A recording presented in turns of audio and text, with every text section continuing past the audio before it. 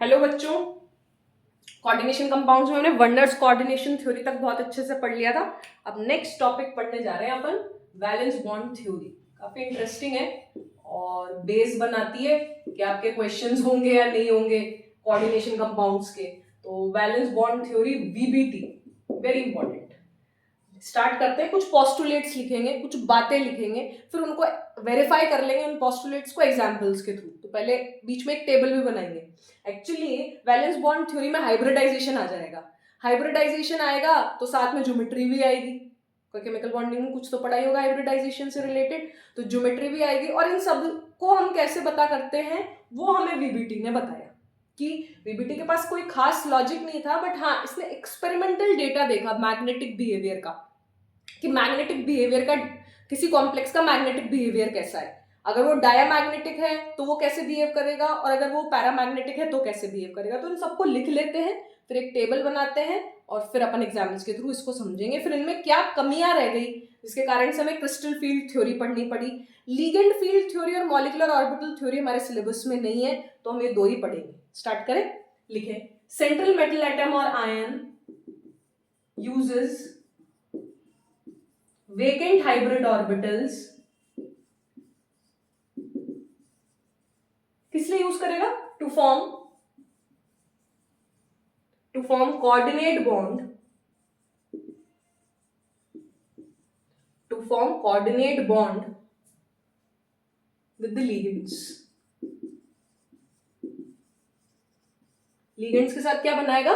Coordinate bond बनाएगा। तो ये जो कोऑर्डिनेट बॉन्ड बना, इसमें एक्चुअली क्या हो रहा है, ये मेटल एटम है, ये लिगेंड है, इसके पास लोन पेयर था, उसके वेकेंट ऑर्बिटल में पुट कर देगा तो ये लुईस बेस हो गया, ये लुईस एसिड हो गया। यही कहानी है, ठीक है। To form coordinate bond with the ligands. ये जो हाइब्रिडाइज्ड, नेक्स्ट पॉइंट लिखें, these hybridized vacant orbitals overlap with the ligand orbitals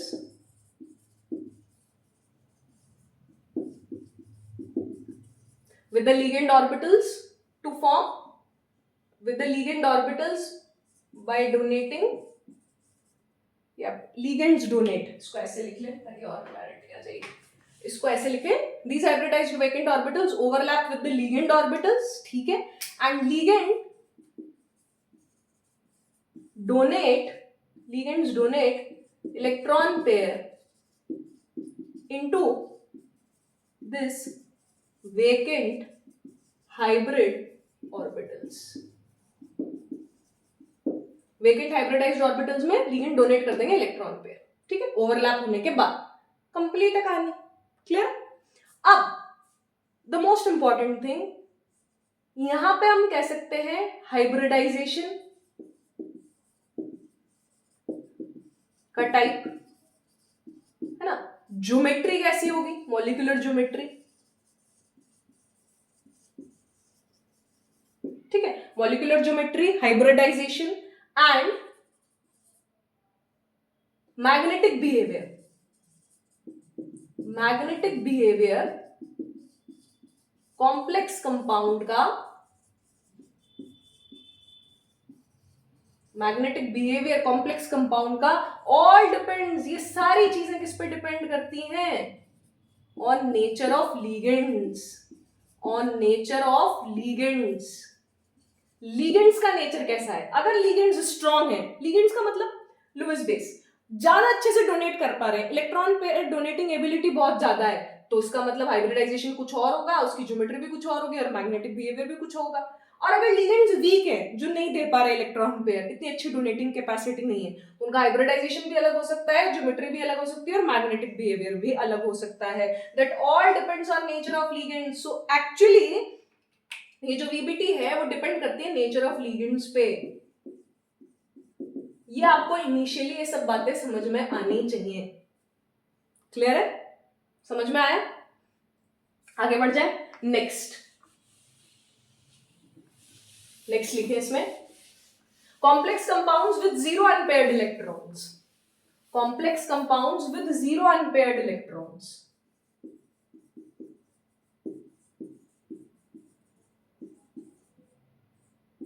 with zero unpaired electrons are called diamagnetic.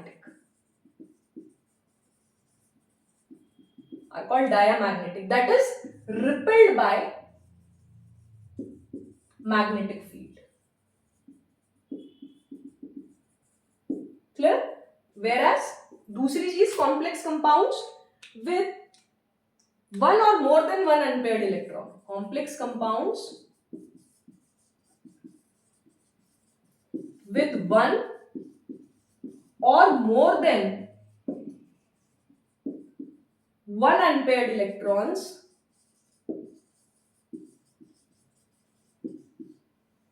are called paramagnetic species. Yeah, paramagnetic complexes are called paramagnetic complex compound. Clear? That is attracted by magnetic field. अब इसे कैसे major किया जाए? जब एक से ज्यादा unpaired electron होंगे तो उन्हें मेजर कैसे किया जाए? एक मैग्नेटिक मूवमेंट टर्म है, उससे वो कितनी अट्रैक्ट होगी उससे पता चलेगा कितने ज्यादा अनपेयर्ड इलेक्ट्रॉन्स हैं.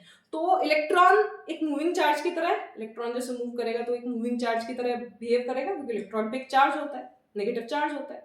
तो उसके दो मोशन होते हैं, स्पिन मोशन और ऑर्बिटल मोशन. अपनी एक्सिस पे भी वो मूव करता रहता है और न्यूक्लियस के अराउंड भी वो मूव करता रहता है. तो यहाँ पे जो मैग्नेटिक मूवमेंट काउंट होगा वो सिर्फ स्पिन ओनली वैल्यू से होगा. दैट इज स्पिन को काउंट कर रहे हैं आप सिर्फ.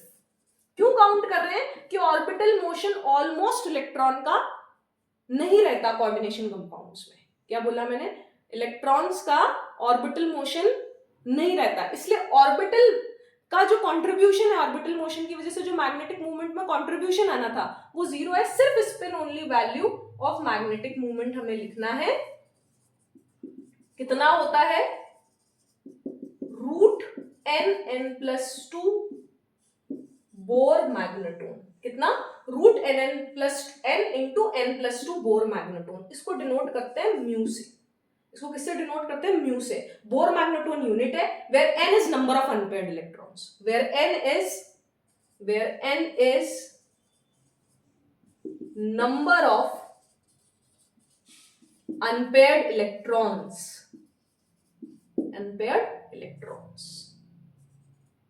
Is it clear? यहां तक क्लियर है? आगे बढ़ जाओ. अब मेरी बात सुने. लिगेंड स्ट्रॉन्ग फील्ड लिगेंड्स हैं और वीक फील्ड लिगेंड्स हैं. एक पूरी एक्सपेरिमेंटली डिटरमाइंड सीरीज आती है जिसे हम स्पेक्ट्रोकेमिकल सीरीज बोलते हैं. मैं वीबीटी में आपको नहीं लिखा रही, सीएफटी में लिखाऊंगी. लेकिन वीबीटी में आप इतना समझें कि जो कार्बन और नाइट्रोजन डोनर होते हैं, मतलब जिन लिगेंड्स में कार्बन डोनर है, नाइट्रोजन जिनमें डोनर है, वो लिगेंड्स बहुत स्ट्रॉन्ग है. वो लिगेंड्स बहुत ज्यादा स्ट्रॉन्ग है. क्लियर है? और वो पॉसिबल पेयरिंग अप करा देंगे अनपेयर्ड इलेक्ट्रॉन्स की, तो स्पिन डिक्रीज हो जाएगा. अभी बात करेंगे. और जितने भी हैलाइड लिगेंड्स हैं, F-, Cl-, Br-, sulphide H2-, ठीक है, और वाटर H2O है, OH- है, किलेटिंग लिगेंड्स को छोड़ देंगे. तो जहां पे ऑक्सीजन डोनर है और हैलाइड डोनर है वो वीक फील्ड लिगेंड्स, और जहां पे कार्बन और नाइट्रोजन डोनर्स हैं वो स्ट्रॉन्ग फील्ड लिगेंड्स. क्योंकि इसने लिगेंड की बात नहीं करी, इसलिए मैं यहाँ पे लिख के कंफ्यूजन क्रिएट नहीं करना चाह रही. वैसे पढ़ाने में कोई दिक्कत नहीं है, लेकिन यहाँ पे लिगेंड की इसने बात ही नहीं कर रखी. इसने तो बस मैग्नेटिक बिहेवियर से ज्योमेट्री बता रखी है.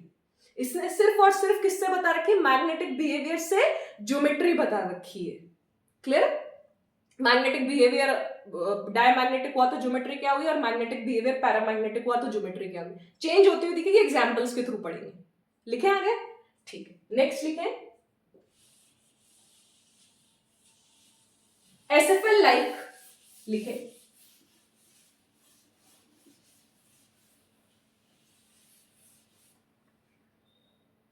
SFL like CO cyanide will pair up unpaired electrons. So spin decreases. Spin क्या होगा, डिक्रीज हो जाएगा, स्पिन क्या हो जाएगा, डिक्रीज हो जाएगा, ठीक है।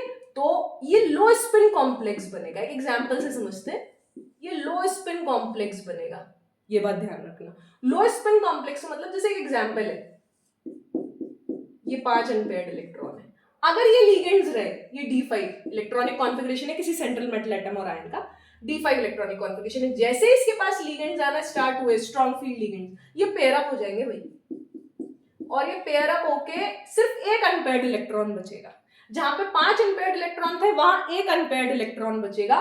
5 का स्पिन कितना होता है, हाफ हाफ हाफ हाफ, 2.5, और यहाँ पे सिर्फ हाफ स्पिन बचा, so spin decreases, low spin complex और स्पिन पेयर्ड कॉम्प्लेक्स, और स्पिन पेयर्ड कॉम्प्लेक्स, इसको रख कर लो, स्पिन पेयर्ड कॉम्प्लेक्स, क्लियर है।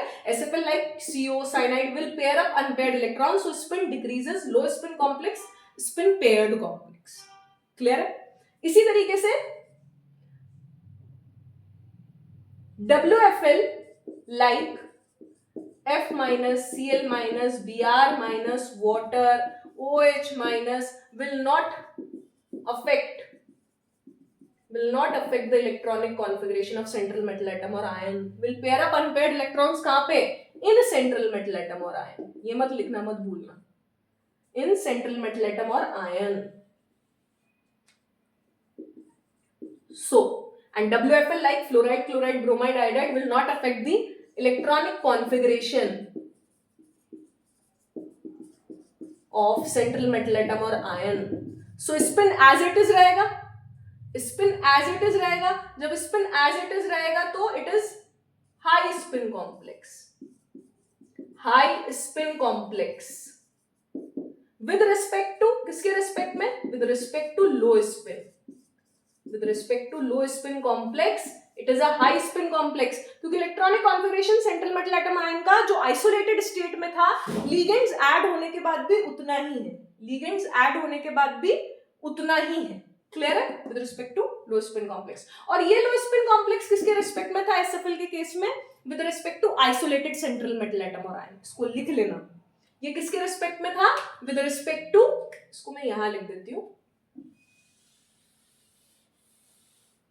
लो spin complex with respect to isolated central metal atom और आयन।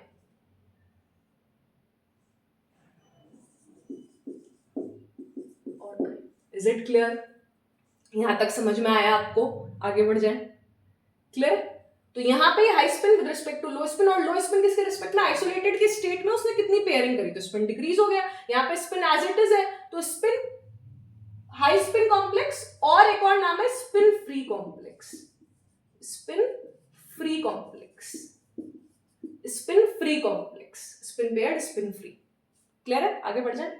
नेक्स्ट एक और पोस्टुलेट, if the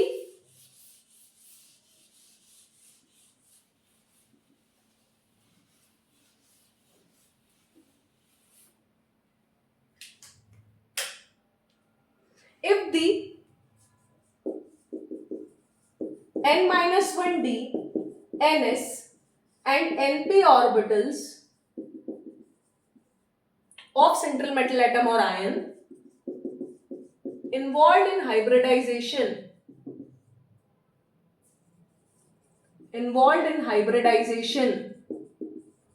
अगर ये ऑर्बिटल्स सेंट्रल मेटल एटम और आयन के इन्वॉल्व होंगे हाइब्रिडाइजेशन में, then complex compounds are described as, complex compounds को कैसे कहा जाएगा, are described as inner orbital complexes, inner orbital complex, clear, and if the ns, np and nd orbitals of central metal atom or ion are involved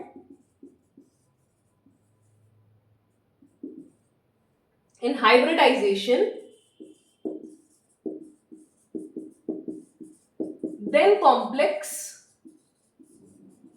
is described as outer orbital complex. Clear है? यहां तक समझ में आया? तो हम क्या करते हैं, हमने लो स्पिन पढ़ लिया, हमने हाई स्पिन पढ़ लिया, हमने इनर पढ़ लिया, हमने आउटर पढ़ लिया, हमने मैग्नेटिक मूवमेंट पढ़ लिया रूट NN+2 स्पिन को काउंट करने पर सिर्फ, है ना। और हमने हाइब्रिडाइजेशन देख लिया कि हाइब्रिडाइजेशन होगा, कोऑर्डिनेट बॉन्ड देख लिया कि मेटल लिगेंड के बीच में कोऑर्डिनेट बॉन्ड बनेगा, ये हमने अभी तक देख लिया। अब हम एक टेबल बनाते हैं जिसमें हम coordination number, hybridization, molecular geometry, इस हाइब्रिडाइजेशन से ये मॉलिक्यूलर ज्योमेट्री, क्या कौन कौन से डी यूज हो रहे हैं, वो सब कुछ हाइब्रिडाइजेशन में पता चल जाएगा और हम उसके एग्जांपल्स देखते हैं, फिर हम रियल एग्जांपल्स पे आएंगे। Is it clear? बढ़ जाएं आगे, चलिए स्टार्ट करते हैं।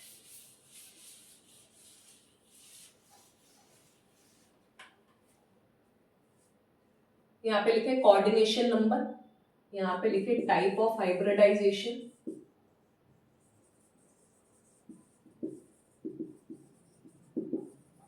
है ना।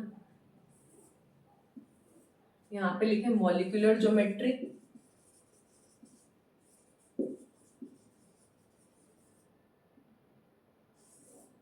और यहाँ पे लिखे बॉन्ड एंगल और एग्जाम्पल भी। क्लियर? बॉन्ड एंगल और एग्जाम्पल भी लिखे। ठीक है, तो पहला एग्जाम्पल है 2।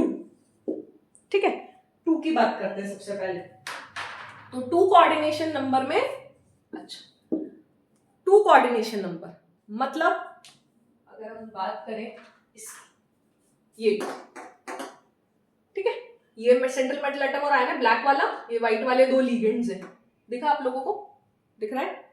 ठीक है, तो 2 एटॉमिक ऑर्बिटल्स s और p, 2 एटॉमिक ऑर्बिटल्स s और p हाइब्रिडाइज हुए होंगे 2 इक्विवेलेंट sp हाइब्रिड ऑर्बिटल्स बनाने के लिए।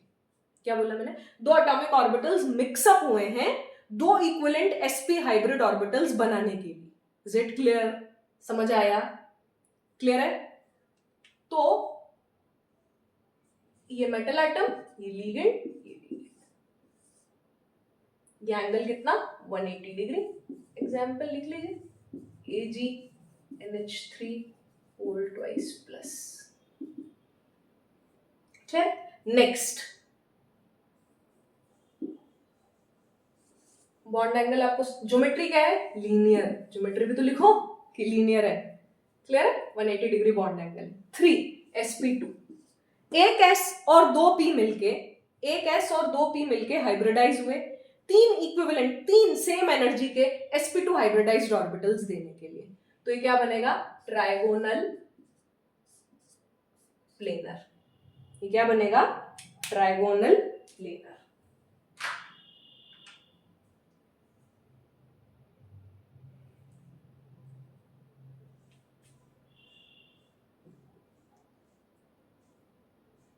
Just a minute,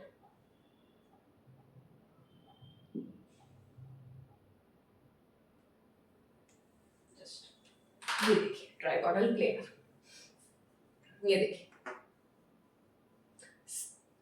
central atom है मिड वाला और ये 3 लिगेंड्स है, दिख रहा होगा आपको? क्लियर? तो ये 120 डिग्री, 120 डिग्री ट्राइगोनल प्लेनर।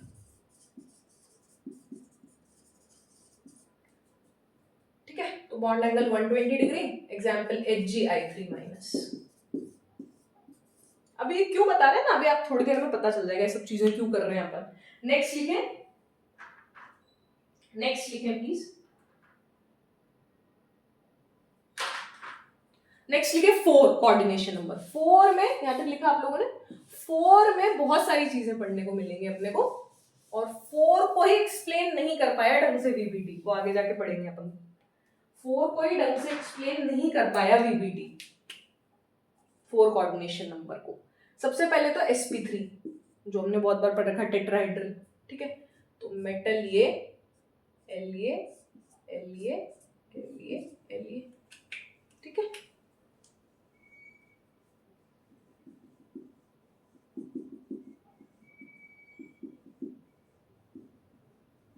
ठीक है, ये कुछ दिख रहा है आपको? हर एंगल 109 डिग्री 28 मिनट्स का है यहाँ पे, और इसकी ज्योमेट्री है टेट्राहेड्रल। समझ में आया? इस तरीके से ये दिख रहा होगा आपको, ठीक है। ये सेंट्रल मेटल एटम है, ये सेंट्रल मेटल एटम है। एक लिगेंड यहाँ, एक लिगेंड यहाँ, एक लिगेंड यहाँ, एक लिगेंड ये रहा, ठीक है। एक बॉन्ड एंगल, दो बॉन्ड एंगल, तीन बॉन्ड एंगल दिख रहे हैं, चार बॉन्ड एंगल, पांच बॉन्ड एंगल, छह बॉन्ड एंगल, दिखे?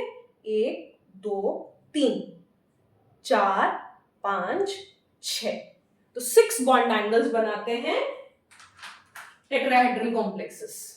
क्लियर है? और हर कितने का होता है? 109 डिग्री 28 मिनट्स का। बहुत सारे एग्जांपल्स हैं।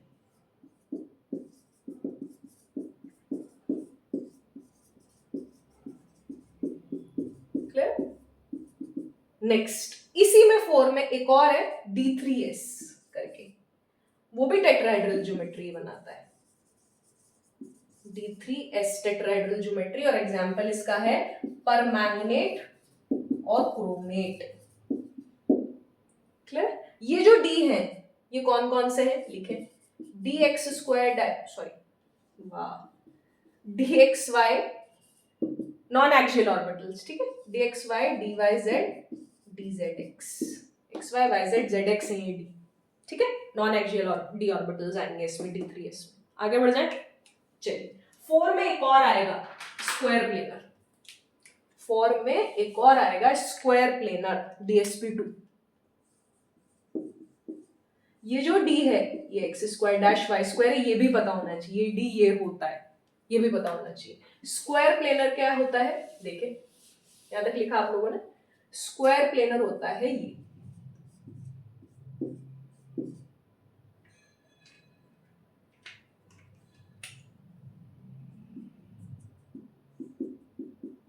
ये एंगल कितना? 90 degree, ML4 n plus minus. Clear है? समझ आया? यहाँ पे एंगल कितना आएगा? 90 डिग्री आएगा, DSP2, ठीक है। इसका एग्जांपल लिखे, nickel CN whole 4 2 minus. Clear? PTCl4 PTNH3 whole 4 2 plus, ये सारे एग्जांपल्स आएंगे इसमें। समझ आया? चलिए देखें, ऐसे ये रहा, इसको भी निकाल दिया, इसको भी निकाल दिया, ये आपका बन गया स्क्वायर प्लेनर। देख रहे हैं आप? ये सेंट्रल मेटल एटम, ये चार लीगेंड्स, एक ये, एक ये, एक ये, एक ये, एक ये, 90 डिग्री 90 डिग्री 90 डिग्री 90 डिग्री, दिख रहा है स्क्वायर प्लेनर? क्लियर? ये आपका स्क्वायर प्लेनर हो गया। नेक्स्ट लिखे कोऑर्डिनेशन नंबर 5। नेक्स्ट लिखे कोऑर्डिनेशन नंबर 5, उसमें भी दो पढ़ेंगे। कोऑर्डिनेशन नंबर 5,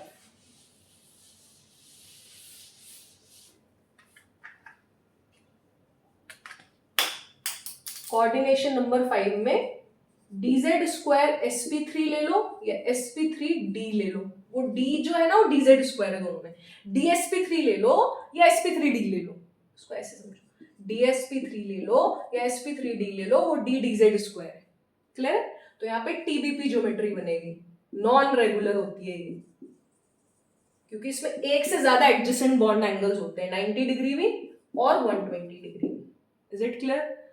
कैसे होते हैं? मेटल, लीगेंड, लीगेंड, पहले तो ट्राइगोनल प्लेनर बना लो, ऐसे समझो, पहले तो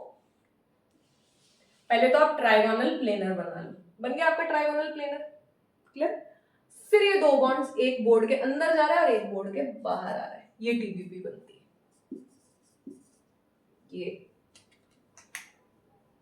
ये बन गया आपका ट्राइगोनल प्लेनर, और ये ऊपर, ये एल ऊपर, ये एल और एक एल नीचे। कैसे समझेंगे इसको? देखिए,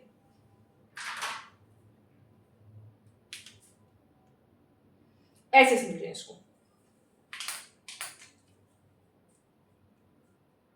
ये ट्राइगोनल प्लेनर, ट्राइगोनल प्लेनर, बहुत अच्छी बात है भाई, बन गया ट्राइगोनल प्लेनर हमारा। अब ये लीगेंड बाहर आ रहा है बोर्ड से और एक लीगेंड अंदर जा रहा है बोर्ड के, ठीक है। ये ट्राइगोनल प्लेनर था, ये वाला, ये बोर्ड का प्लेन था। ये चारों लीगेंड्स, मेटल एटम और 3 लीगेंड्स, सॉरी मेटल एटम और 3 लीगेंड्स बोर्ड में थे। ये लीगेंड बोर्ड के अंदर जा रहा है, ये लीगेंड बोर्ड के बाहर आ रहा है। दिखा? क्लियर है? नेक्स्ट लिखें, इसी में 5 में ये लिखा आप लोगों ने, एग्जाम्पल FeCO होल 5। क्लियर? आगे बढ़ जाओ। Next copper CuCN whole 5 3 minus, इसको भी लिख सकते हैं,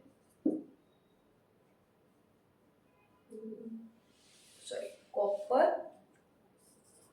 week field ligand, copper CuCl6 4 minus, CuCl5 +2 5 minus 3 Ca, copper CuCl5 +2 oxidation state हुई 3 माइनस। Is it clear? समझ में आया? नेक्स्ट 5 में sp3d या dsp3 एक और, लेकिन ये जो d है वो कौन सा है? x² y², sp3 और sp3 dx²y²। इसमें कौन सी ज्योमेट्री बनेगी? यहाँ पे तो ट्राइगोनल बाइपिरामिडल बन गई, नॉन रेगुलर ज्योमेट्री, यहाँ पे रेगुलर ज्योमेट्री बनेगी, दैट इज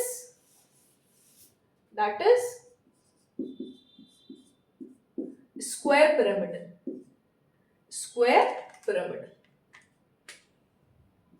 स्क्वायर बाइपिरामिडल क्या होता है? ऑक्टाहेड्रल। स्क्वायर पिरामिडल क्या होता है? sp3d, where d is dx²y², निकल Cn होल 5 3 माइनस +2। क्लियर? ये एंगल 90 डिग्री, तो बॉन्ड एंगल कितना हुआ? 90 डिग्री। इसका समझ में आया? क्लियर है? इसको कैसे देखेंगे आप?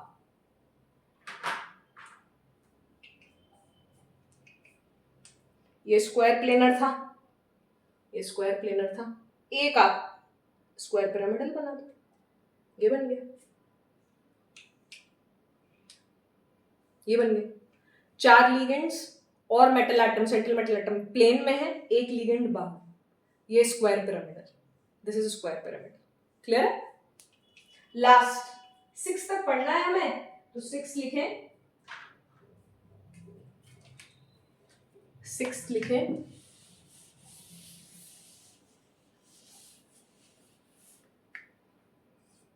sp3d2 और d2sp3, आउटर इनर आउटर, अंदर के डी यूज हुए d2sp3, बाहर के होंगे sp3d2, ये इनर है, वो जो अभी पढ़े थे ना n-1d nsnp inner, nsnp nd outer, और ये d कौन कौन से होंगे?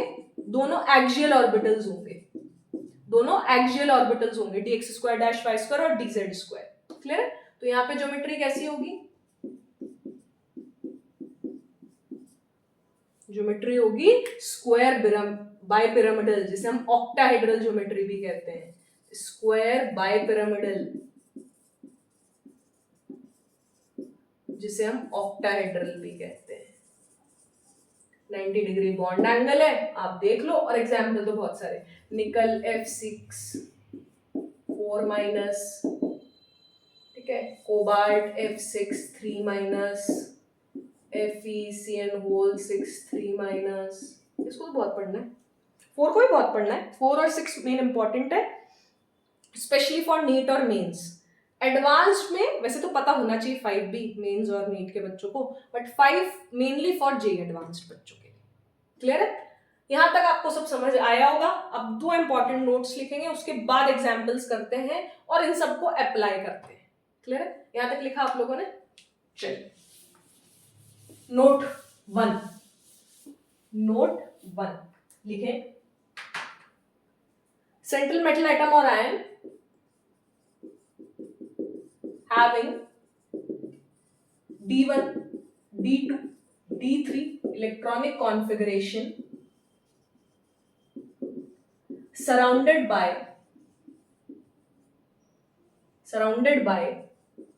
6 एनी टाइप ऑफ लिगेंड्स, कैसे भी हो, स्ट्रॉन्ग हो, वीक हो, हमें कोई मतलब नहीं है, surrounded by 6 any type of ligands always form stable inner orbital complex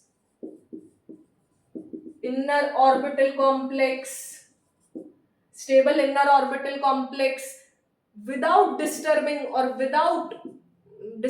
the electronic configuration of central metal atom or ion. जैसे कि आप स्कैंडियम टाइटेनियम 3+ ले लो, ठीक है, वेनेडियम 3+ ले लो, क्रोमियम 3+ ले लो, स्कैंडियम टाइटेनियम, इलेक्ट्रॉनिक कॉन्फ़िगरेशन तो आता है ना, scandium titanium vanadium chromium, titanium 22 3d2 4s2 पढ़ेंगे लेकिन पीरियडिक टेबल में इसके जस्ट इस चैप्टर के बाद, तब बहुत अच्छे से पढ़ेंगे, जिसको नहीं आता है तो 3d2 4s2 क्लियर। तो 3d2 4s2 में 3 उड़ गए तो 3d1, ये क्या हुआ, स्कैंडियम टाइटेनियम वेनेडियम 23, पहले तो ये पता होना चाहिए 23, ठीक है, तो 3d3 4s2 clear, 3d3 4s2, उसमें से भी 3d3 4s2 3 उड़ गए तो 2 बचे, और 3d5 4s1, 3d5 4s1 में से 3 उड़ गए तो 3d3 3 अनपेयर्ड इलेक्ट्रॉन बचे। इसका मैग्नेटिक मूवमेंट म्यू की अगर हम बात करें तो √3, इसका √8 और इसका √15, ठीक है। अब इसके साथ लीगेंड अगर इसका कॉम्प्लेक्स बनाते हो, ठीक है, सुनना ध्यान से, इसका कॉम्प्लेक्स बनाते हो, ठीक है, अच्छी बात है, इसका कॉम्प्लेक्स बनाते हो, ठीक है, इन तीनों में मैंने कॉम्प्लेक्स बना दिए, कोऑर्डिनेशन नंबर 6 ऑक्टाहेड्रन ज्योमेट्री बना दी हुई, ठीक है। जो isolated central metal atom ion में इलेक्ट्रॉनिक कॉन्फ़िगरेशन था, जो आइसोलेटेड सेंट्रल मेटल एटम और आयन में इलेक्ट्रॉनिक कॉन्फ़िगरेशन था, वो इलेक्ट्रॉनिक कॉन्फ़िगरेशन यहां पर भी वही रहेगा, irrespective water week field ligand है, साइनाइड स्ट्रॉन्ग फील्ड लिगेंड है, उससे कोई फर्क नहीं पड़ रहा। ये लो क्रोमियम H2O6 3+, इसका इलेक्ट्रॉनिक कॉन्फ़िगरेशन भी वही रहेगा और इसका भी इलेक्ट्रॉनिक कॉन्फ़िगरेशन वही रहेगा, क्योंकि 2d सब में खाली है इनर बनाने के लिए, 2d सब में खाली है, तो ये हमेशा इनर ऑर्बिटल कॉम्प्लेक्स बनाएंगे D2sp3। 6 ऑर्बिटल्स मिक्स्ड अप होंगे, 2d के, एक 4s के और एक 3 4p के, 6 मिक्स्ड अप होके 6 इक्विवेलेंट हाइब्रिड ऑर्बिटल्स बनेंगे, क्लियर है, 6 मिक्स्ड अप होके 6 इक्विवेलेंट हाइब्रिड ऑर्बिटल्स बनेंगे और उनमें लिगेंड्स अपने इलेक्ट्रॉन पेयर पुट करेंगे, इज इट क्लियर? यहां तक समझ में आना चाहिए मेरे हिसाब से, आगे बढ़ जाएं, ठीक है। तो इनके मैग्नेटिक मूवमेंट फिक्स्ड हो गए। अच्छा, अब आप इसमें बात करो, ये वीक फील्ड लिगेंड है, स्ट्रॉन्ग फील्ड लिगेंड है, लेकिन क्या स्पिन चेंज हो रहा है, क्या स्पिन कहीं चेंज होता हुआ दिख रहा है? दोनों केसेस में इसका स्पिन मतलब नंबर ऑफ अनपेयर्ड इलेक्ट्रॉन्स 3 आएंगे, मैग्नेटिक मूवमेंट चेंज होता हुआ दिख रहा है? नहीं, तो इसमें low spin high spin term defined ही नहीं होगी, because electronic configuration remains constant, इसलिए low spin and high spin remains, low spin high spin not defined. तो लिख लें, low spin and high spin are not defined, ये एक साथ लिखा दूंगी, सेकंड वाले में भी नहीं होंगे। चलिए नेक्स्ट लिखिए, सेंट्रल मेटल एटम आयन, यहां तक लिखा आप लोगों ने, सेंट्रल मेटल एटम और ion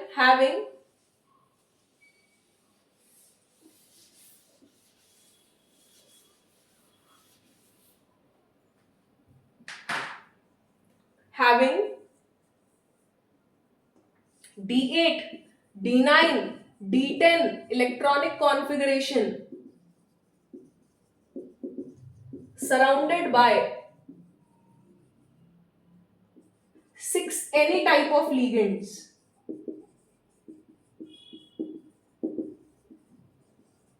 always form outer orbital complex, वो भी स्टेबल है,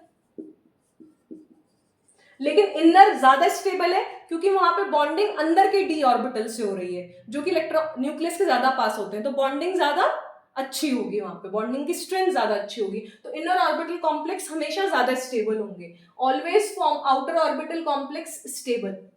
clear? Always form outer orbital complex and electronic configuration of central metal atom or ion remains unchanged. Electronic configuration central metal atom ion का कोई फर्क नहीं पड़ेगा. जैसे निकल H2 whole 6 2+ D8, nickel En whole thrice 2+. En bidentate ligand है, तो number of ligands into density, number of ligands 3 है, डेंसिटी 2 है, तो इसका भी कोऑर्डिनेशन नंबर 6 ही है. यहाँ पे भी निकल 2+ का इसको कॉम्प्लेक्स में कोऑर्डिनेशन नंबर 6 है. या बोल लो D8 कॉन्फ़िगरेशन यही रहना है. 1 2 3 4 5 6 7 8 दो अनपेयर्ड है, और यहाँ पे भी दो अनपेयर्ड ही रहेंगे. यहाँ पे भी दो अनपेयर्ड ही रहेंगे. Is it clear? Root 8 Bohr magneton ही आएगा. कैसे? रूट n+2 में डाल दो.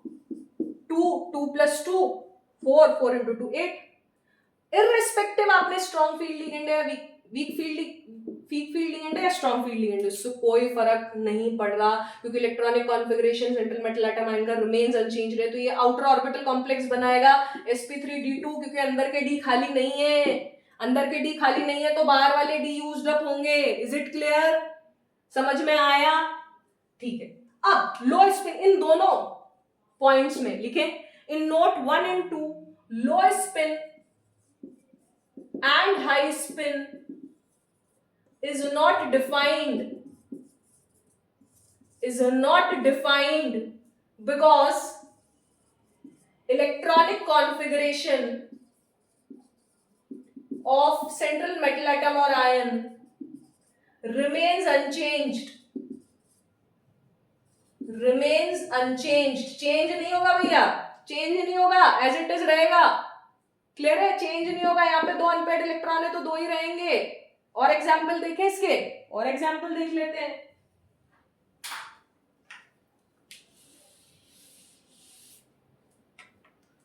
कॉपर H2O होल 4, अच्छा ये तो टेट्राहेड्रल है, सॉरी. निकल हो गया, और D9 का क्या लेंगे? जिंक H2O, ये D10 का, ये लो. यहां पे हमेशा D10 कॉन्फ़िगरेशन है, sp3d2, magnetic movement 0 Bohr magneton ही आना है, कुछ नहीं सोचना है. क्लियर है? समझ आया यहां पे? कोई दिक्कत यहां तक? आगे बढ़ जाओ. नेक्स्ट यहां से CuF6D9 का भी लिख लो. +2 4 CuF6 2 D9 कॉन्फ़िगरेशन है, मैग्नेटिक मूवमेंट √3 रहना है, √3 ही रहना है, √3 ही रहना है, कोई चेंज नहीं आएगा. D9 है ना, तो D9 में 1 2 3 4 5 6 7 8 9. ठीक है, तो ये एक अनपेयर्ड इलेक्ट्रॉन है तो √3 रहना है. क्लियर है? समझ आया यहां पे? तो ये नोट 1 2 में लो स्पिन हाई स्पिन डिफाइंड नहीं कि कौन सा भाई आउटर ऑर्बिटल कॉम्प्लेक्स है बस. क्लियर है? स्पिन एज इट इज रहना है.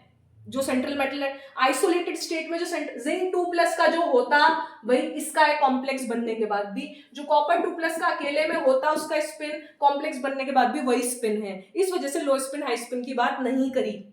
Is it clear? क्योंकि low spin with respect to isolated atom के रिस्पेक्ट में देखते हैं और high spin with respect to low spin के रिस्पेक्ट में देखते हैं. Is it clear? समझ में आया? एग्जाम्पल से समझे बहुत अच्छे से? ठीक है, तो पहला एग्जाम्पल लिखो. Ferricyanide X - 6 = -3 + 3. अच्छा, अब इन एग्जाम्पल्स में वनर्स कोऑर्डिनेशन थ्योरी पढ़ लिया. बताओ भाई प्राइमरी वैलेंसी क्या है, बताओ भाई सेकेंडरी वैलेंसी क्या है, बताओ. प्राइमरी वैलेंसी क्या था? Oxidation state of central metal atom और आयन. क्लियर है? तो ऑक्सीडेशन स्टेट कितनी है? 3. और सेकेंडरी वैलेंसी कितनी है? 3. वैलेंसी 3. सेकेंडरी वैलेंसी कितनी है? Coordination number 6.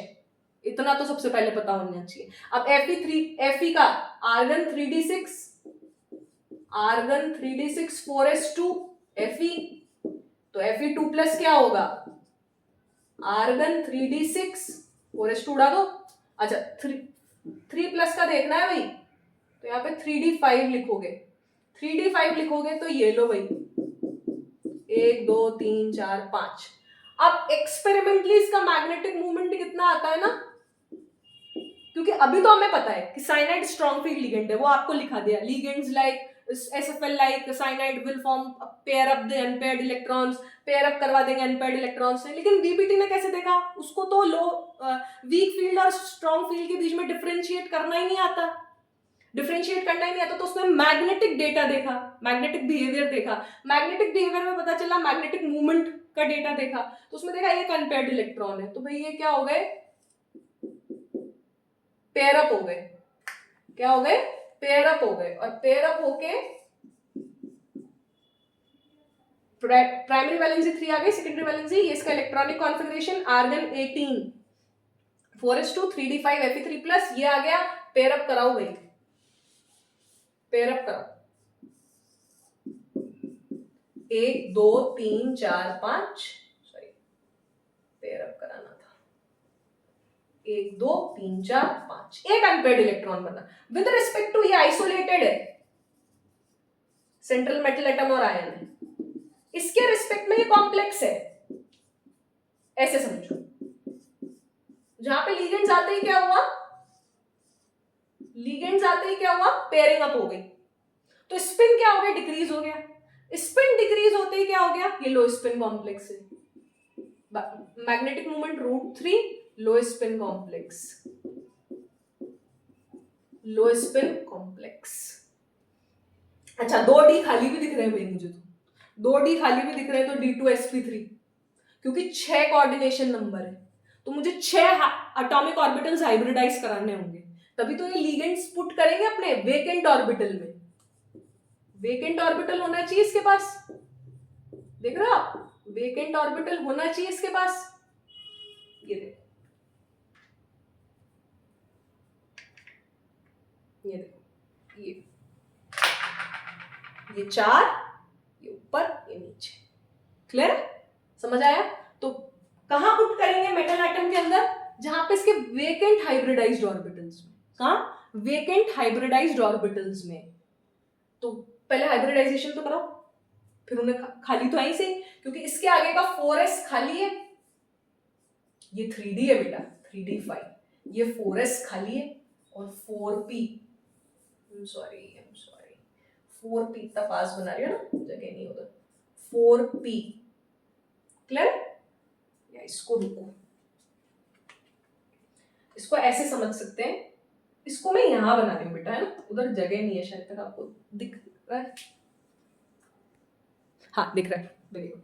तो यहाँ पे ये 4s खाली है, 4p खाली है, तो ये D2, 2d खाली है, 1s, तो क्या हाइब्रिडाइजेशन रहा, D2sp3, इनर ऑर्बिटल कॉम्प्लेक्स है ये,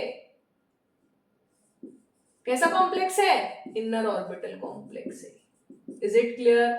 2d और 1s और 3p मिलके, 2d अंदर वाले, 3d वाले, n-1d वाले, n कितना है 4, n-1d ns np मिलके D2sp3 हाइब्रिडाइजेशन बना रहे, इनर ऑर्बिटल कॉम्प्लेक्स है, और लो स्पिन कॉम्प्लेक्स है, क्योंकि स्पिन डिक्रीज हो रहा है, और मैग्नेटिक मूवमेंट √nn+2 से एक अनपेयर्ड इलेक्ट्रॉन का निकालेंगे तो कितना आएगा, √3 बोर मैग्नेटोन। इतना सब कुछ आपको पता होना चाहिए। ज्योमेट्री आपको पता है, ऑक्टाहेड्रल ज्योमेट्री, ज्योमेट्री आपको पता है, ऑक्टाहेड्रल ज्योमेट्री, क्योंकि 6 कोऑर्डिनेशन नंबर है, 6 कोऑर्डिनेशन नंबर में एक ही ज्योमेट्री होती है, octahedral geometry. Is it clear. Next question करेंगे आप, चलिए नेक्स्ट क्वेश्चन करेंगे।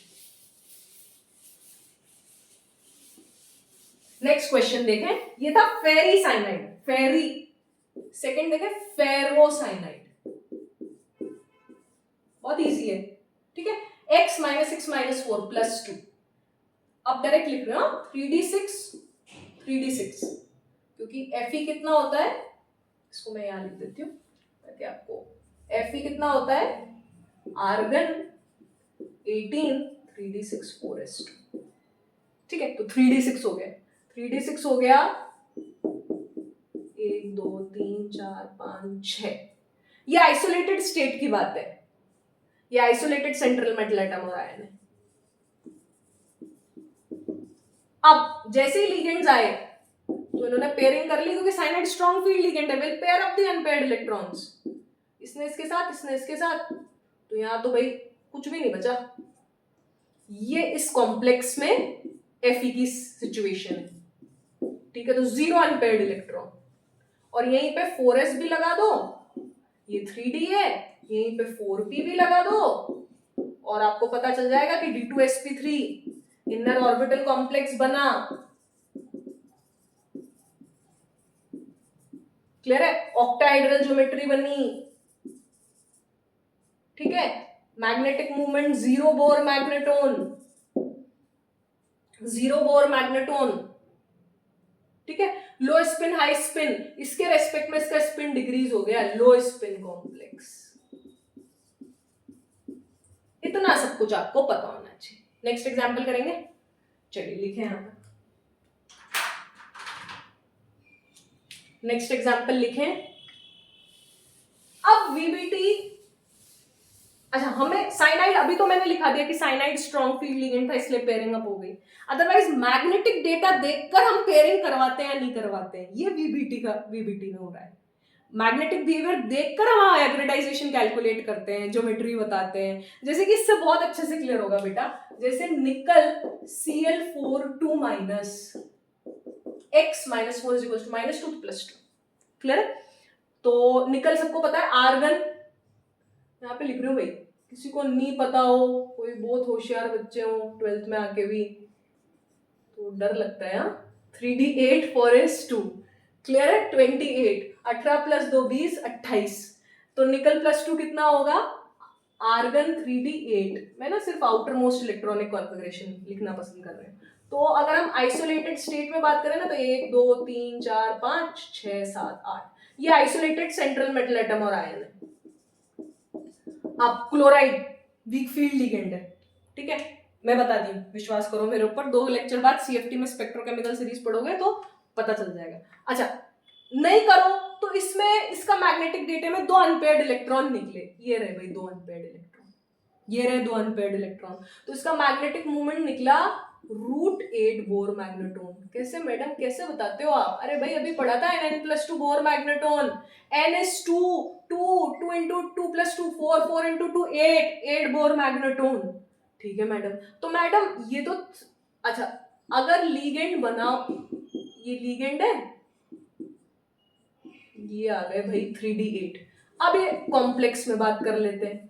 मैडम कॉम्प्लेक्स में भी ये पेयरिंग नहीं होगी, क्योंकि मैग्नेटिक बिहेवियर से देखा कि इसका ये पैरामैग्नेटिक है और जिसमें 2 अनपेयर्ड इलेक्ट्रॉन है, तो पैरामैग्नेटिक है और 2 अनपेयर्ड इलेक्ट्रॉन है, पैरामैग्नेटिक है और 2 अनपेयर्ड इलेक्ट्रॉन है, तो पेयरिंग नहीं होगी। तो फिर पेयरिंग किसकी होगी? ये 3d है, ये 4s है, ये 4p है, 4 कोऑर्डिनेशन नंबर है, सेकेंडरी वैलेंसी प्राइमरी वैलेंसी वो मत भूलना निकालना, वो आनी चाहिए भाई। तो प्राइमरी वैलेंसी कितनी है इसकी 2 + 2, ऑक्सीडेशन स्टेट कितनी है +2, और सेकेंडरी वैलेंसी कितनी है 4 है, तो 4 कोऑर्डिनेशन नंबर के 3 केस है, sp3 d3s और dsp2 dx²-y²। तो आगे sp2d भी पढ़ेंगे कल, हगिंस रूल, अभी आप इतना ही समझें, ठीक है। तो sp3 ये हाइब्रिडाइज होंगे और 2 अनपेयर्ड इलेक्ट्रॉन रहेंगे, टेट्राहेड्रल ज्योमेट्री रहेगी इसकी, sp3 होते ही टेट्राहेड्रल ज्योमेट्री, खत्म काम। और लो स्पिन हाई स्पिन की बात करेंगे तो d8 कॉन्फ़िगरेशन है, लो spin high spin not defined, ये डिफाइंड। इसका एक एग्जांपल लेके चलते हैं, फिर हम डिसाइड करेंगे कि d8 octahedral surrounded by 6 any type of ligands, वहां 6 लिखा हुआ था याद हो तो, वो कोऑर्डिनेशन नंबर 4 के लिए नहीं थे, वो नोट्स जो इंपॉर्टेंट नोट्स लिखाए थे 2, वो surrounded by 6 any type of ligands, यहाँ पे तो 4 है। तो अभी इसका एग्जांपल देखते हैं, तब इसको बताएंगे कि ये लो स्पिन हाई स्पिन। अभी आप बस sp3 टेट्राहेड्रल है, मैग्नेटिक मूवमेंट निकाल दिया, इनर आउटर की बात होती नहीं है टेट्राहेड्रल में, ना कि इनर, क्योंकि डी तो यूज हुआ ही नहीं। तो इसी का एक एग्जांपल लेते हैं, है ना बेटा, और उससे मैं इसको तुरंत बता दूंगी कि ये क्या है। नेक्स्ट एग्जांपल है निकल होल 4 2 माइनस, यहाँ पे क्लोराइड था, यहाँ पे साइनाइड है, वही प्राइमरी वैलेंसी 2 सेकेंडरी वैलेंसी 4 बार बार लिखने की आवश्यकता नहीं है। 3D8 आइसोलेटेड स्टेट में ये स्थिति होगी।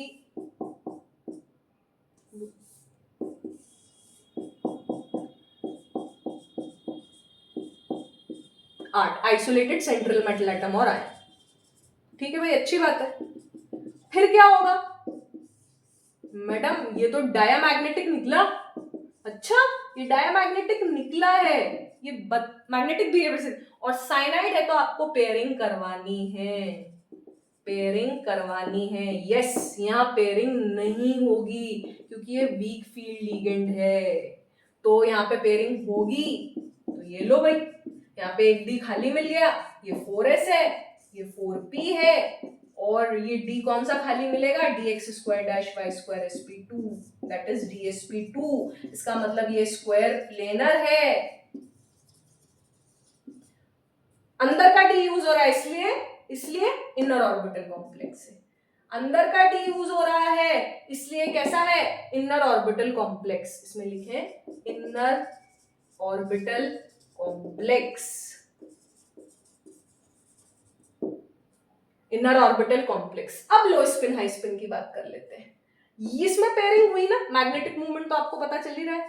मैग्नेटिक मूवमेंट कितना लिखूं, 0 Bohr magneton, 0 Bohr magneton, that is mu is equals to 0 Bohr magneton. ठीक है भाई, यहाँ पे पेयरिंग हो रही है, यहाँ पे पेयरिंग नहीं हो रही। आइसोलेटेड स्टेट के केस में ये क्या है, लो स्पिन हुआ कि नहीं हुआ, हुआ ना, स्पिन डिक्रीज हुआ ना, तो ये लो स्पिन कॉम्प्लेक्स है।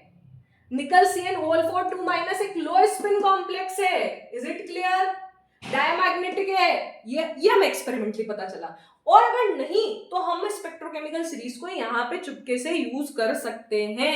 दैट इज, मैंने बता दिया, कार्बन और नाइट्रोजन डोनर स्ट्रॉन्ग होते हैं जो पेयरिंग करवा देंगे। अभी इतना ही समझे, तो पेयरिंग करवा दी तो dx square dash y square sp2 that is dsp2 square planar. Clear है, समझ आया, इतना समझ आया आप लोगों को? तो लो स्पिन कॉम्प्लेक्स हो गया ये, और ये हाई स्पिन कॉम्प्लेक्स है क्योंकि इसके रेस्पेक्ट में, लो स्पिन के रेस्पेक्ट में यहां तो अनपेयर्ड इलेक्ट्रॉन्स हैं, तो ये हाई स्पिन कॉम्प्लेक्स है। रिमेंबर इट, निकल Cl4 2 minus, it's a high spin complex, it's a high spin complex. Clear है? तो अब बताओ, अगर लिगेंड की इंफॉर्मेशन नहीं होती कि स्ट्रॉन्ग फील्ड लिगेंड है या वीक फील्ड लिगेंड है, वेरी इंपॉर्टेंट पॉइंट, तो क्या हमें मैग्नेटिक बिहेवियर का डेटा तो ऐसे तो लेके बैठे नहीं, हम तो देखने जाएंगे नहीं मैग्नेटिक बिहेवियर कैसा है, इसका डेटा, मैग्नेटिक मूवमेंट का डेटा, तो हमें कैसे पता चलेगा? नहीं पता चलेगा। तो कौन सा स्क्वायर प्लेनर बनेगा और कौन सा टेट्राहेड्रल बनेगा ये हम नहीं, तो कोऑर्डिनेशन नंबर 4 में कौन सा टेट्राहेड्रल बनेगा, कौन सा स्क्वायर प्लेनर बनेगा, ये नहीं बता पाया वीबीटी। आपके सामने एग्जांपल है, निकल Cl4 2 माइनस, निकल Cn होल 4 2 माइनस। यहाँ पे हमने पेयरिंग करवाई क्योंकि हमें पता है कि साइनाइड स्ट्रॉन्ग फील्ड लिगेंड है और एक्सपेरिमेंटल डेटा की भी मदद ली कि ये डायमैग्नेटिक है। यहाँ पे हमने पेयरिंग नहीं करवाई क्योंकि मैग्नेटिक मूवमेंट √8 हमें पता है, तो ये हमें लगा ये हाई स्पिन आया, ये लो स्पिन आया, ये टेट्राहेड्रल है, ये स्क्वायर प्लेनर। ठीक है, एक और एग्जांपल करें। चलिए, तो ये वीबीटी का क्या है, ड्रॉबैक है, जिसे किसने ठीक किया, सीएफटी ने, वो आगे के लेक्चर्स में पढ़ेंगे। नेक्स्ट, निकल CO होल 4, फिफ्थ एग्जांपल होगा मोस्ट प्रोबेबली है, निकल CO होल 4। देखें, ये जीरो ऑक्सीडेशन स्टेट है, CO न्यूट्रल लिगेंड होता है, तो 3D8 4s2।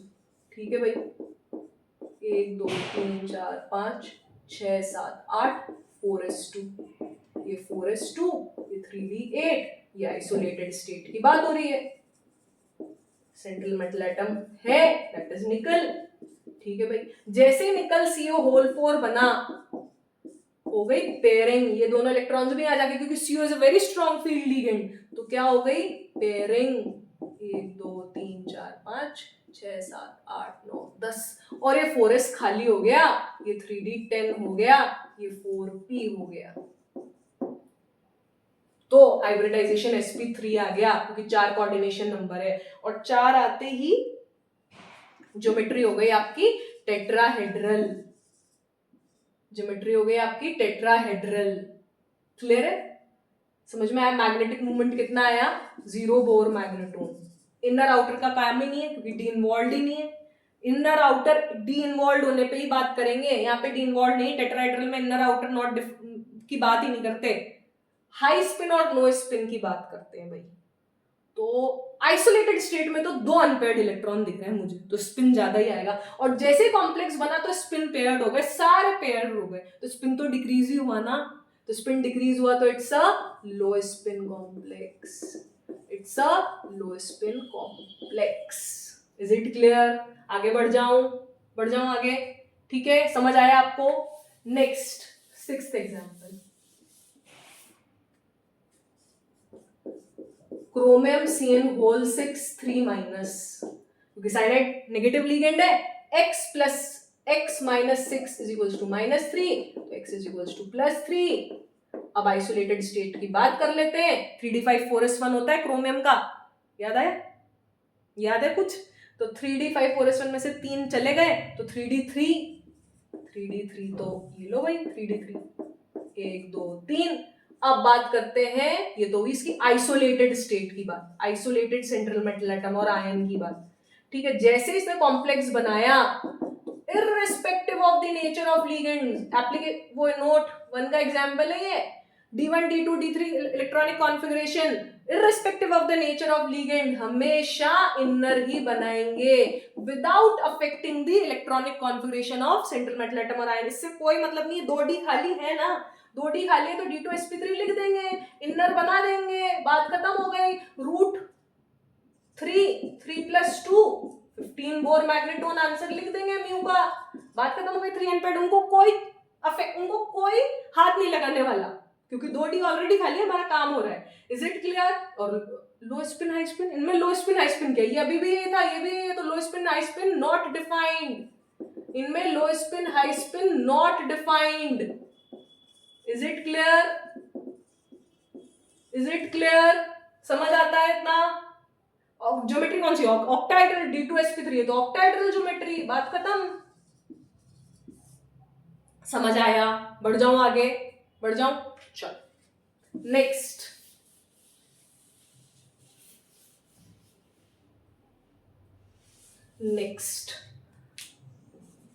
लेक्चर बड़ा हो गया ना, एक तो एग्जांपल्स और फिर कल लिमिटेशंस पढ़ेंगे, कुछ एग्जांपल्स करेंगे इनके जो प्रीवियस ईयर में आए हुए हैं, और फिर एक लेक्चर बाद CFT स्टार्ट करेंगे। तो और क्या पढ़ सकते हैं? चल ये देखते हैं, ये ले लो, है ना? ये सब वीक नाइट्राइटो एम्बिडेंडिंग लिगेंड है ना, नाइट्राइटो। अगर नाइट्रोजन डोनर है तो स्ट्रॉन्ग फील्ड लिगेंड है, बट हमें ऑक्सीजन डोनर है तो वीक फील्ड लिगेंड हो जाएगा, ठीक है? ऑक्सीजन डोनर है यहाँ पे नाइट्राइटो O, क्लियर? अब इन सब में D9 electronic configuration, D9 x plus, अच्छा ये तो न्यूट्रल है 0, तो ये +2 यहाँ पे आ गया, x -4 2 माइनस, वही 2 माइनस होगा और यहाँ पे भी 2 माइनस होगा। Is it clear? समझ में आता है? तो D9 1 2 3 4 5 6 7 8 9, एक अनपेयर्ड इलेक्ट्रॉन है, कोई हाथ नहीं लगाने वाला उसको, कहीं वो जाने वाला है नहीं, जब जाएगा वो नेक्स्ट केस है। अभी तो ये कहीं नहीं जाएगा क्योंकि ये भी WFL है, वीक फील्ड लिगेंड है, ऑक्सीजन डोनर है, यहाँ पे सल्फर डोनर है, WFL है, यहाँ पे भी ऑक्सीजन डोनर है, WFL है, तो यही का यही रहना है। और जो 4s है ये 3D था, 3D9 4s है और 4p है, ये 4s और 4p मिलके sp3 hybridisation, tetrahedral geometry sp3 hybridisation, root 3 Bohr magneton. Clear है? इनर आउटर का कहीं काम नहीं है, D नहीं है। और क्या कह सकते हैं? लो स्पिन हाई स्पिन, अरे भाई D9 था, अभी भी D9 है, लो spin high spin not defined, कुछ चेंज नहीं हो सकता इसलिए नॉट डिफाइंड। ये तो कोऑर्डिनेशन नंबर 4 है, लेकिन इसमें कुछ चेंज नहीं हो सकता, चाहे स्ट्रॉन्ग फील्ड लिगेंड भी होता है यहाँ पे तो भी चेंज नहीं हो सकता किसी भी कंडीशन में। Is it clear? यहाँ पे स्ट्रॉन्ग फील्ड लिगेंड भी अगर आप लगा दोगे यहाँ पे, जैसे कॉपर En2+2 है, तो भी कुछ चेंज नहीं होना, ये D9 का D9 ही रहेगा, ये इलेक्ट्रॉन यहाँ का यही रहेगा। तो low spin high spin not defined for this case. Clear? Copper 2+ case, clear है? आगे बढ़ जाए, चलिए एक क्वेश्चन करते हैं।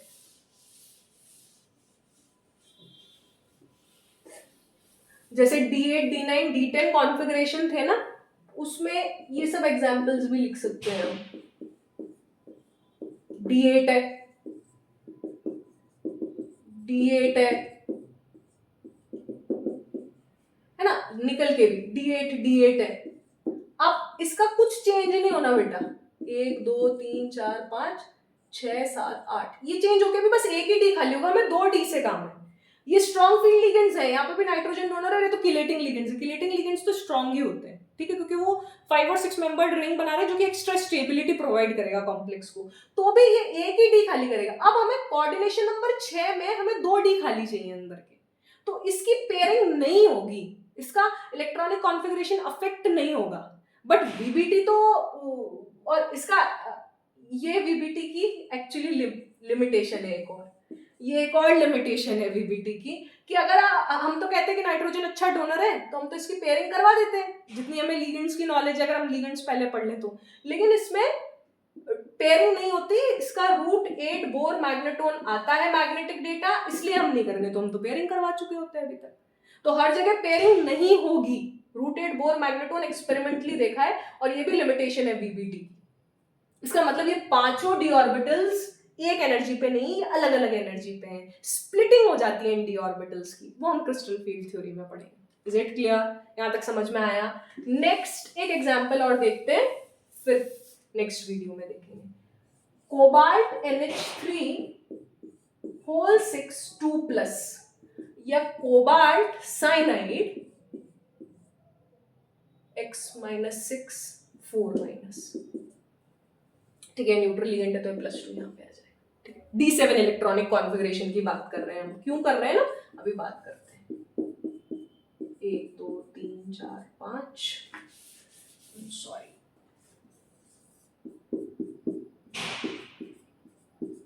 6 7, ठीक है भाई, तो इसमें पेयरिंग हो जाएगी। ये तो आइसोलेटेड कोबाल्ट 3+ की बात हो गई। इसके बाद 1 2 3 4 5 6 7, ये जैसे ही लिगेंड आया, और स्ट्रॉन्ग फील्ड लिगेंड है, वेरी इंपॉर्टेंट कि ये सारे SFL होने चाहिए, 6 के 6 SFL होने चाहिए, मतलब नाइट्रोजन और कार्बन डोनर होने चाहिए। तो क्या होगा, ये एक अनपेयर्ड इलेक्ट्रॉन बचेगा, किसमें? 3D में। पहली बात तो ये क्लियर होनी चाहिए, ये 4s, ये 4p 4p और ये 4d। क्लियर? अब क्या कहा जाता है कि अगर मैं कहूं कि इस कोबाल्ट NH3 होल 6 2+ का मैं ऑक्सीडेशन करा दूं, तो क्या पॉसिबल है क्या? तो बिल्कुल पॉसिबल है, ये अपना एक इलेक्ट्रॉन दे देगा और इसका ऑक्सीडेशन हो जाएगा। अब ये कैसे पॉसिबल है? ये रिडक्टेंट की तरह बिहेव करता है, जो दूसरे को रिड्यूस और खुद ऑक्सीडाइज हो, खुद अपना एक इलेक्ट्रॉन देने की कैपेबिलिटी रखता है। किन कंडीशंस में? बट किन कंडीशंस में, क्यों देखा गया? पहली बात तो ये कि ऑक्सीडाइज हो सकता है, वो देखते हैं। पहली बात तो ये कि इनर ऑर्बिटल कॉम्प्लेक्स बनेगा, ठीक है। तो ये जो इलेक्ट्रॉन है ये ट्रांसफर हो जाएगा डी में, डी में ट्रांसफर हो जाएगा ये। क्लियर? ये जो यहाँ पे था ये डी में ट्रांसफर हो गया, क्योंकि आपको 2 डी चाहिए, एक डी ऑलरेडी है, एक एक्स्ट्रा डी कब आएगा? जब ये अनपेयर्ड इलेक्ट्रॉन, सिर्फ एक ही अनपेयर्ड इलेक्ट्रॉन का क्या हुआ? प्रमोशन हुआ या ट्रांसफरेंस हो गया, ठीक है। तो इस इलेक्ट्रॉन का ट्रांसफरेंस कब हुआ? जब सारे स्ट्रॉन्ग फील्ड लिगेंड थे, मतलब मेटल लिगेंड बॉन्ड बहुत अच्छा बन रहा हो तब। और हमें पता है इनर ऑर्बिटल कॉम्प्लेक्स की stability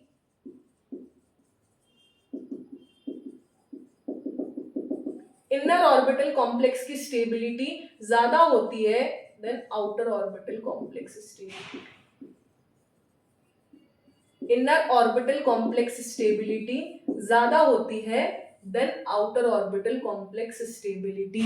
is it clear? Is it clear? Inner orbital complex की स्टेबिलिटी, तो अगर D2sp3 अगर बन जाए sp3d2 के अलावा तो ज्यादा बढ़िया है। तो ये इलेक्ट्रॉन यहाँ ट्रांसफर हो सकता है क्या? हाँ हो सकता है, अगर सारे SFL हो तो, और एक ही इलेक्ट्रॉन का ट्रांसफर हो सकता है, और उसके बाद इनर जरूर बनना चाहिए। तो इनर बन रहा है भाई, इनर d2sp3 बन रहा है। Octahedral geometry, magnetic movement √3 Bohr magneton, यहां तक तो कोई दिक्कत ही नहीं है। ठीक है, अभी इलेक्ट्रॉन 4d है, तो क्या न्यूक्लियस से दूर हो गया? क्या वो इलेक्ट्रॉन इजीली लॉस्ट हो सकता है? Yes. So cobalt +2 in presence of SFL, write down cobalt 2+ in presence of SFL, all SFL in octahedral complex undergoes oxidation, इसका ऑक्सीडेशन हो जाएगा और behaves as reductant. Clear? Cobalt 2+ in presence of all SFL in octahedral complex behaves as reductant. किसकी तरह behave करेगा? Reductant की तरह, दूसरे को रिड्यूस, खुद क्या हो जाएगा? ऑक्सीडाइज, और +2 में किस में चला जाएगा? +3 में। तो क्या ऐसा देखा गया? हाँ देखा गया। इसका मतलब ये इलेक्ट्रॉन दूर जा चुका, हाँ जा चुका 4d में, न्यूक्लियस से दूर हो गया, सेंट्रल मेटल एटम आयरन से दूर हो गया तो इजीली लॉस्ट हो सकता है, और आपका इनर ऑर्बिटल कॉम्प्लेक्स बन सकता है जिसकी स्टेबिलिटी ज्यादा है। तो d2sp3 √3 बोर मैग्नेटोन, इनर, इसका मतलब इनर ऑर्बिटल कॉम्प्लेक्स, और इसके रेस्पेक्ट में इसका स्पिन कमी है तो low spin complex, the most important low spin complex. Is it clear? लेकिन हर में नहीं होता, नेक्स्ट क्लास में पढ़ेंगे। कॉपर को भी ऐसे ही करो तो ऐसा पॉसिबल नहीं। Only cobalt 2+ will go oxidize or will behave as reductant in presence of all SFL. In presence of all SFL, all strong field ligands, it will behave as reductant or it will oxidize. आज यहीं तक निपटाते हैं। Next class copper NH3 2+ के example से start करेंगे next video. फिर हम limitations of VBT और कुछ क्वेश्चंस करेंगे। नेक्स्ट वीडियो भी थोड़ी लंबी रहेगी, उसके बाद हम CFT स्टार्ट करेंगे। Thank you.